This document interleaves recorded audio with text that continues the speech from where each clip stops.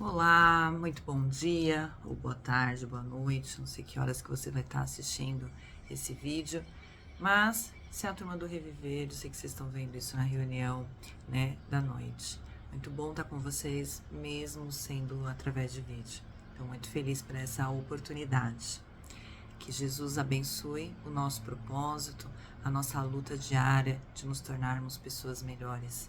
Não melhores que as outras, mas melhor comparado a nós mesmos, com as nossas conquistas, com a nossa batalha pessoal, em sermos um pouco mais cristão e termos o exemplo de Jesus atuando em nossas vidas. Então, um grande abraço aí a todos, que essa seja uma noite abençoada, né? Que estejamos aí sendo fortalecidos uns com os outros. Bem, o tema proposto de hoje é do livro Palavras de Vida Eterna, psicografado por Chico Xavier, são mensagens de Emmanuel.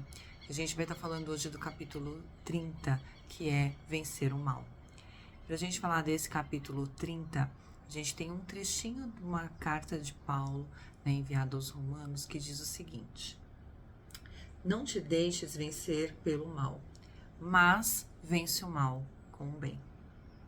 Então, falar sobre vencer o mal é a gente trazer aqui à tona um pouco do nosso comportamento com relação ao que a gente chama de mal, com relação à nossa convivência com o outro, com relação ao que a gente passa no nosso dia a dia. Eu acho sempre maravilhoso quando a gente tem uma proposta do Evangelho que vai mexendo, né? Quando a gente está disponível a entender o que essa mensagem quer trazer para nós. Então, cada um de nós tem um entendimento sobre o mal e tem um sentimento com relação a isso. Então, vamos conversar um pouco sobre isso. Emmanuel, ele é sempre muito feliz, né, nas suas colocações, porque, como diz algumas pessoas, ele vai direto mesmo nas feridas. Olha só o que ele fala sobre vencer o mal. Logo no começo da mensagem, ele diz assim: muita gente, quando não se mostra positivamente inclinada à vingança perante o mal que recebe, demonstra atitudes de hostilidade indireta, como sejam o favor adiado, o fel da reprovação do permeio com mel do elogio, o deliberado esquecimento quando se trata da honra ao mérito ou a diminuição do entusiasmo na prestação de serviço em favor da pessoa menos simpática. Vou pegar esse trechinho para a gente começar a conversar. De fato, o Evangelho nos traz sempre, né? Jesus vem nos trazendo sempre a seguinte mensagem: perdoa, esquece as ofensas, esquece o mal, né? Retribui o mal com o bem. Quantas vezes é necessário perdoar? E a gente escuta isso, eu sempre brinco bastante nas palestras, né? Que eu falo assim, não basta simplesmente conhecimento.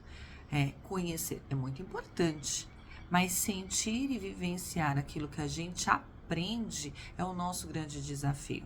Porque nós temos as nossas emoções. E como nós temos dificuldade em lidar ainda com as nossas emoções, sobretudo quando elas não são emoções boas, sobretudo quando elas vêm banhadas ou pela raiva, ou pela inveja, ou pelo sentimento ainda de vingança, ou ainda por tantos outros sentimentos de repulsa que muitas vezes nós temos. Não sei vocês, né? Como eu brinco.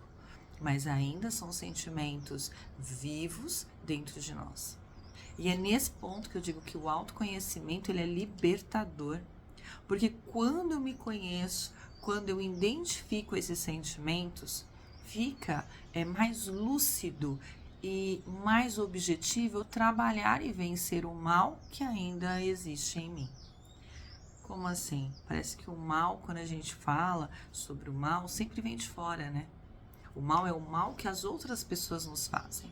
O mal é o empoderamento que a gente dá a um terceiro de nos ferir, de nos agredir, de ser uma pessoa difícil na nossa convivência, quase como um algoz. Mas pensemos bem, será que Deus dá essa autonomia ao outro, né, de nos ferir tanto? Será que o nosso irmão foi criado neste propósito de nos ferir? Eu não quero crer nisso. Eu quero crer que nós, muitas vezes, damos esse poder nos ofendendo. Mas, Sandra, como não se ofender com algumas coisas que nos acontecem? Então, se isso de alguma maneira nos impacta, é porque há ressonância em nós. Então vamos pensar assim, as cores. Vou dar um exemplo bem bobo. As cores. Quando eu falo uma cor rosa, todo mundo no seu mental consegue identificar do que eu estou falando porque já a conhece. Quando eu falo de um sabor, quando eu falo da refrescância de um copo d'água, todo mundo é capaz de entender do que estou falando porque já tomou um copo d'água. O que eu quero dizer é que nós somos muitas vezes atingidos nos nossos sentimentos, naquilo que nós guardamos dentro de nós, porque há em nós essa ressonância. Então ela toma poderes muito maiores a partir daí. Então há em nós uma referência. Quando a gente começa a avaliar, eu vou voltar à situação das cores, a própria espiritualidade diz que existem muitas cores que nossos olhos não são capazes de ver. Então, como descrever? Como descrever aquilo que nós não somos capazes de entender, ou que nós não temos ainda dentro de nós essa sabedoria? A gente faz por analogia, até a gente ter condições de se explicar. Mas quando a gente já conhece, isso vai direto. A gente é capaz de sentir cheiro, força, sabor. Quando a gente fala de uma recordação boa, é como se a gente fosse transportado para aquele momento de algo que a gente viveu. O ruim também é verdadeiro. Então, se há isso internamente em nós, nós reconhecemos o mal, muitas vezes porque ele há em nós. Mas é engraçado como a gente terceiriza isso. Pode parar para pensar, a gente sempre acha que a culpa de tudo que acontece é do outro. Então, como perdoar um culpado? Por que eu peguei esse início? Porque nós já ouvimos tanto dizer perdoa, não retribui com mal. Mas Emmanuel fala assim, olha, tem uma porcentagem de mal aí dentro de você. Porque você não tem o mesmo entusiasmo em ajudar. Muitas vezes, quantas vezes uma pessoa não nos ofende, a gente fala assim, não foi nada não, tá tudo bem, você tá perdoado. Mas eu tô fazendo essa cara de cristã, porque aqui dentro eu tô dizendo assim, eu que não movo mais uma pedra para ajudar essa pessoa, que só me fere, que só faz isso, que só faz aquilo. No nosso âmbito, na nossa família, nas nossas conversas entre os nossos amigos, quantos de nós não temos essa indisposição de servir? Porque a gente se sente ofendido e a gente ainda faz cara de bom. Mas isso é problema, Sandra? Não, se eu estou avaliando isso, eu posso mudar. O problema é quando eu insisto em dizer que isso não acontece. De que muitas vezes eu fico ali só fazendo uma cara de quem está muito caridosa, mas eu não estou nem um pouco disponível. Eu não tenho a mesma determinação. Isso também é uma questão de afinidade. Lógico que aqueles que eu amo, aqueles que eu tenho muito mais, eu recebo muito mais deles, né? Porque pode olhar, a gente gosta de quem faz trocas com a gente, trocas justas. Quando a gente acha que a troca é injusta, a gente já não tem tanta vontade de estar junto. Então, observar este mal que ainda há em nós e que nós terceirizamos. Observar essas atitudes que seria fazer o bem e que a gente perde a oportunidade exatamente porque eu não vou fazer o bem para alguém que me fez tanto mal. Mas esse mal que ele fez ressoou em nós por quê? Muitas vezes nós nos pegamos apontando defeitos alheios, justificando o que o outro tem de ruim e no final das contas, muitas vezes nós estamos listando aquilo que ainda falta a gente trabalhar na gente. E outra coisa, não são os amigos, mas não são mesmo os amigos, porque os amigos, eles nos amam e nos toleram. É raro a gente encontrar um amigo que fala assim, olha, você está errada, você está errado. Essa sua maneira de pensar precisa ser revista. Porque na hora que ele falar isso, ele já deixa de ser amigo, né? Ele passa a ser uma pessoa acusadora. Aí a gente vai inventar vários nomes. Ah, é uma pessoa que tá querendo estar no meu lugar, não tem o que eu tenho. Então a gente começa a arrumar desculpas para falar assim, não, ele não é, o que ele fala não é tão assim, não. Começo a trazer meus defeitos, gente. Que absurdo. Mas são essas pessoas, e muitas vezes aquelas pessoas que não têm tanta afinidade, que põem o dedo na ferida, que mostra para nós o nosso comportamento. É aquele familiar distante que às vezes fala assim, tão cristã, e faz isso e a gente fica louco. Fala, como assim? Quem é essa pessoa para falar da minha religião? Quem é essa pessoa para falar da minha atitude? A gente fala, gente, as pessoas precisam cuidar da vida delas. E a gente tem um discurso qual não é amoroso. Não é amoroso. A gente não acolhe. A gente não pega essa informação e fala assim, bem, eu vou melhorar em mim o que precisa ser melhorado e o que eu reconheço. Eu vou fazer uma varredura. E talvez o que a pessoa está dizendo pode ser que não faça sentido. E se não fizer sentido, tudo bem, era só a opinião dela.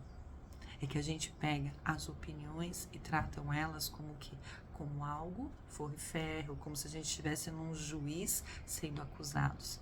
Então, quando Emmanuel vem aqui e fala, opa, peraí, olha, vence o mal com o bem, seja caridoso, faça o bem ao outro.